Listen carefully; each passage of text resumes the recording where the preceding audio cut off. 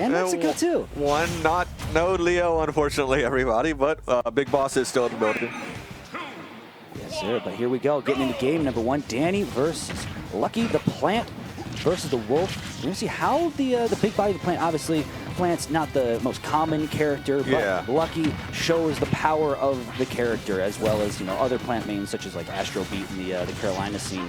Yeah, I mean, obviously, like, this is going to be a much more practiced matchup for Lucky. I can't imagine there are too many opportunities to play against other, like, high-level Plant players, whereas Wolf, you know, pretty common character.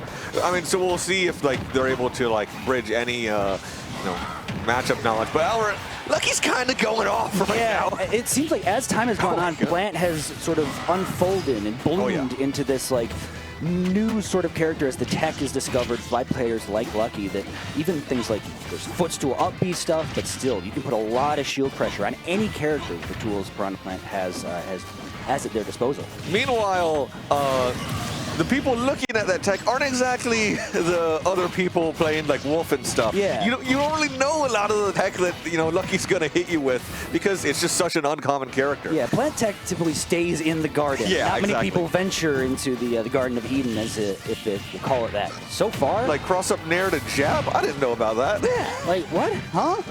Okay. Yep. Gentleman, and then cover ledge with Tui, gets on get up.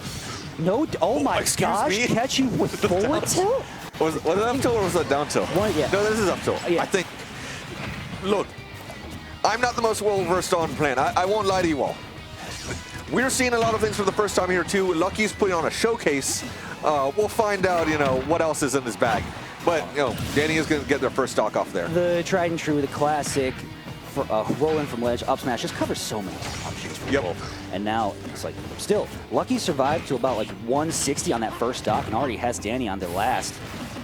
Look, already looking for some ledge trumps. Up in your face with the Patui, doesn't care, beg you to press jab or any sort of quick option. I might not know much about Plant. I know that button's good though. That's a good one. Spike into immediate parry. Oh yeah, Lucky is feeling it probably from. Lucky's on one. Yeah, pretty warmed up already from making it pretty fun doubles. So the activity frames on that spike ball. The parries are out here.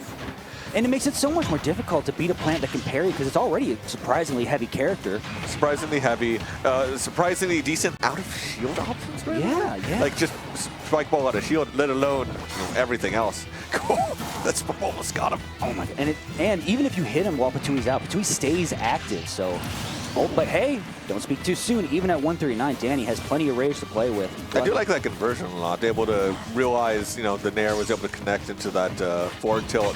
Just barely able to get the kill off of it. Oh yeah, just by the tips of his wolf claws able to get that. So now this is Yeah, no, just because like when you're, you know, in these type of situations, you're down against an unfamiliar character. I like to see that a player like Dany not panicking at all. In fact, they're sort of rallying back right now. As you see that back air taking off the side, pretty much back to even here. Both players in kill percent. Dany looking for the big down smash 2-frame, not going to connect. Instead, Nair followed, but that's a risky air dodge into a back air from Dany. Laser doesn't connect, so now it was Lucky's game to lose, and now Dany trying to just snatch it away, but an up air will do it off the top. A little jump scare action for you as Lucky's taking the Yeah, Lucky fortunately able to clutch it out, but Dany really rallying back from that. You know, again, the mindset of I'm down against an unfamiliar character. I know the character is lower on the tier list than me. There's got to be a method back into this game. And you saw it with Dany there, just slowing the game down and taking it really to the fundamentals. Just nothing too flashy, nothing too crazy. Just take your openings, and then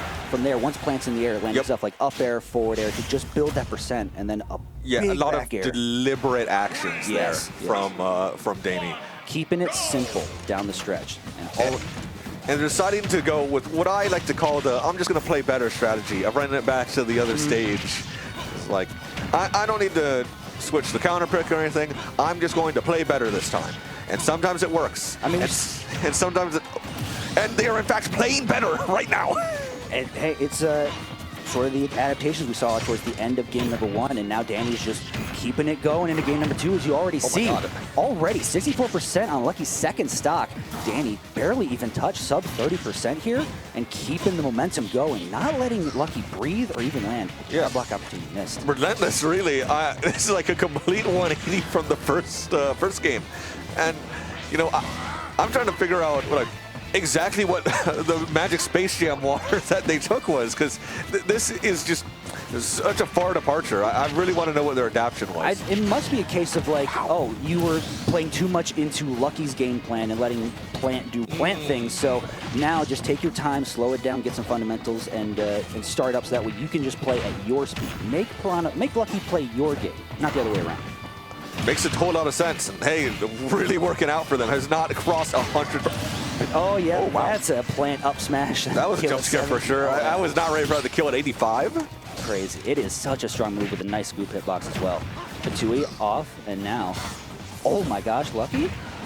Yeah, but could this be a reverse of the first game as well, where Lucky now makes a massive comeback that barely loses? It's a great part of when you get to this part in the bracket is you see players that are able to just adapt on the fly. It's like, oh, okay, and then it just becomes a game of mental chess between the two. As it's starting to get down the wire at 138, this Piranha Plant is on its last legs here.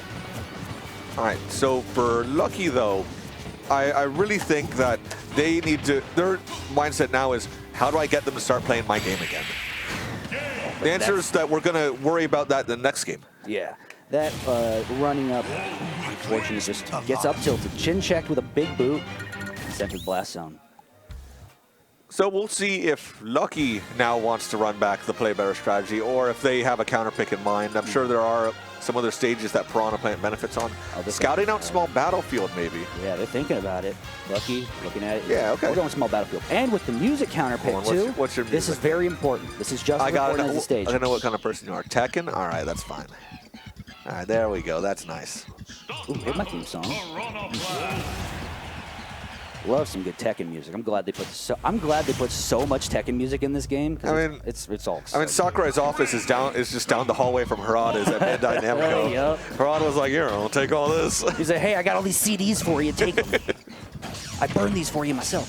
But already starting on small battlefield, trying to see like, yeah, what kind of game plan are we gonna see? We can see more game 1 with Lucky dominating, or more game 2 with Dany. So right now, it is more Dany's favor as these aerial strings are connecting.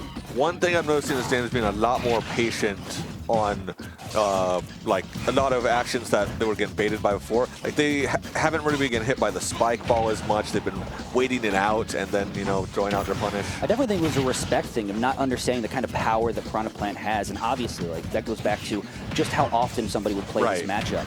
It's like, oh, I didn't expect Piranha Plant Patui to do that much, and all of a sudden where did all this damage come from? So now they understand what Piranha Plant's capable of, and they're just sort of giving the character that respect they need. But, you know, Wolf, kind of a jack of all trades, sort of has the ability to adapt on the fly. Like, a lot of flexibility, laser's fantastic, back air's amazing. But right now we're starting to see just the survivability of Plant. I don't know, we still don't know what that pot is made of. I want to say something like titanium, but probably tungsten at this point. Yeah, and Wolf's bones are broken now as well. Unfortunately, Wolf does not have adamantium bones, but Piranha Plant is going to eat a big boot. Yep. Go back to even stocks here. Okay, Patui off the start into Nair. With good recovery, turn around. Yeah, didn't just rolls right off a ledge, says, you got to hard read this one. Oh, quick up tilt to see as soon as that Wolf up smash came out. Air dodge up, that was interesting. I mean, it works out. Yeah, avoided the down smash. Yeah, Dany looking for that read there. Lucky not going to give it to them. Oh, okay, and shield grab the forward air. Braver than I am. I know I can't shield grab that. Lucky doing a lot of great work here with ledge traps, and you just see forcing Dany into certain avenues with things like the Patui right there off the stage. Why'd you jump right there? You saw the ball was coming towards you. Why'd you jump right there? I mean, Danny's used to it himself. Like, why do people jump against Wolf with back air? But, oh, there's an F smash at ledge. To once again get back to 0%. Last stock here in a pivotal game 3. But you see Patui coming in to save the day. That's why people say even Piranha Plant has a good jail-free card with Patui. Sorry, is that downward angled forward tilt? Is that what that move is? Not quite sure. We have Piranha Plant in chat. If anyone in chat knows if that was downward angle forward tilt, if that's like an actual down tilt, please let me know. I'm genuinely curious. Okay, yep, float over Nair, gets Lucky to ledge. Now all these short hops, double jump looking for back air. quick panic get up option from ledge. I actually really like Lucky's awareness there to DI out on that forward air. You know, the Wolf's obviously going for that back air. Oh, off the stage, and it's it! Oh my goodness, no tech from Lucky, and it's going to cost him game 3. The leaf sweep is down tilt. Thank you.